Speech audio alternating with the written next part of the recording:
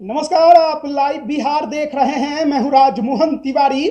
बिहार विधान परिषद के 5 सीटों पर एमएलसी के चुनाव 31 मार्च को संपन्न कराए गए और 5 अप्रैल यानी पिछले दिन बुधवार से मतगणना की प्रक्रिया अब तक जारी थी, क्योंकि 4 सीटों के परिणाम तो कल देर रात तक निकल गए थे, लेकिन 5वीं सीट गया स्नातक की, वहां पर महागठबंधन से आरजेडी के उम्मीदवार पुनीत कुमार सिंह और बीजेपी के अवधेश नारायण सिंह के बीच कांटे का मुकाबला देखने को मिल रहा था। जब कल देर शाम 7 बजे से मतगणना शुरू हुई तो आरजेडी के पुनीत कुमार सिंह ने अवधेश नारायण सिंह को पछाड़ दिया था। लगभग 1000 वोटों के अंतर से वो आगे थे, लेकिन जैसे जैसे मतगणना बढ़ती गई, आंकड़े घटते गए, मार्जिन घटता गया और आज सुबह से ही लगातार यह देखने को भी मिल रहा था कि बीजेपी के अवधेश नारायण सिंह आरजेडी के पुनीत कुमार सिंह पर बढ़त बनाए हुए थे। हालांकि वोटों का अंतर ज्यादा नहीं था, ऐसे में हर कोई कयास नहीं लगा पा रहा था कौन जीतेगा कौन हारेगा। लेकिन अब यह बड़ी खबर निकलकर सामने आ रही है कि गया स्नातक निर्वाचन सीट पर बीजेपी के अवधेश नारायण सिंह ने आरजेडी के पुनीत कुमार सिंह को चुनाव में शिकस्त दे दिया है और गया की दोनों सीटें अब बीजेपी के खाते में चल गई हैं। महागठबंधन को झटका लगा है एमएलसी के चुनाव में।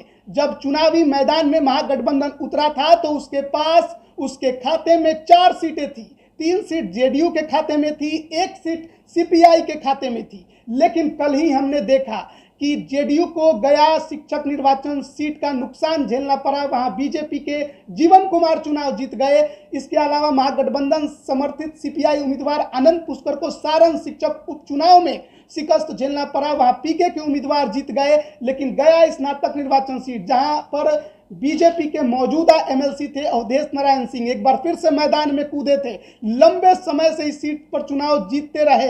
ये वही अवधेश नारायण सिंह है जो मंत्री भी रह चुके हैं।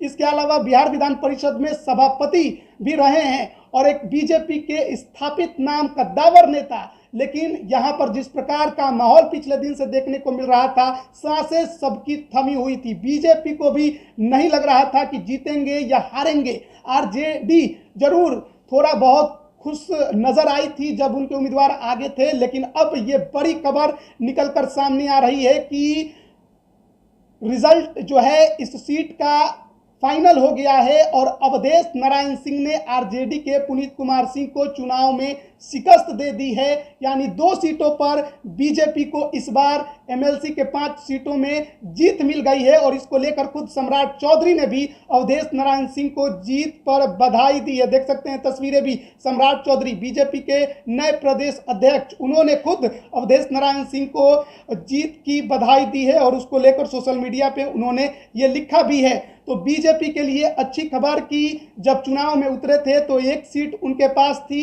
लेकिन जब परिणाम सामने आ गए तो 2 सीटें अब उनके पास हो गई हैं और बिहार की राजनीति में एक बड़ा आप कह सकते हैं कि सियासी उलटफेर भी कि महागठबंधन के साथ जेडीयू गई है तो बिहार विधान परिषद में उसके आंकड़े घट गए हैं और अब बिहार विधान परिषद में सबसे बड़ी पार्टी बीजेपी बन गई है। उसका जो संख्या है वो 24 हो गया है और जेडीयू का जो संख्या बल है अब घटकर 23 हो गया है। बिहार की राजनीति में बिहार विधान परिषद का 5 सीटों का यह चुनाव महागठबंधन के लिए झटका, क्योंकि 2 ही सीट उसके खाते में रही। इसके अलावा 1 सीट पीके के खाते में और 2 सीट बीजेपी के खाते में गई है।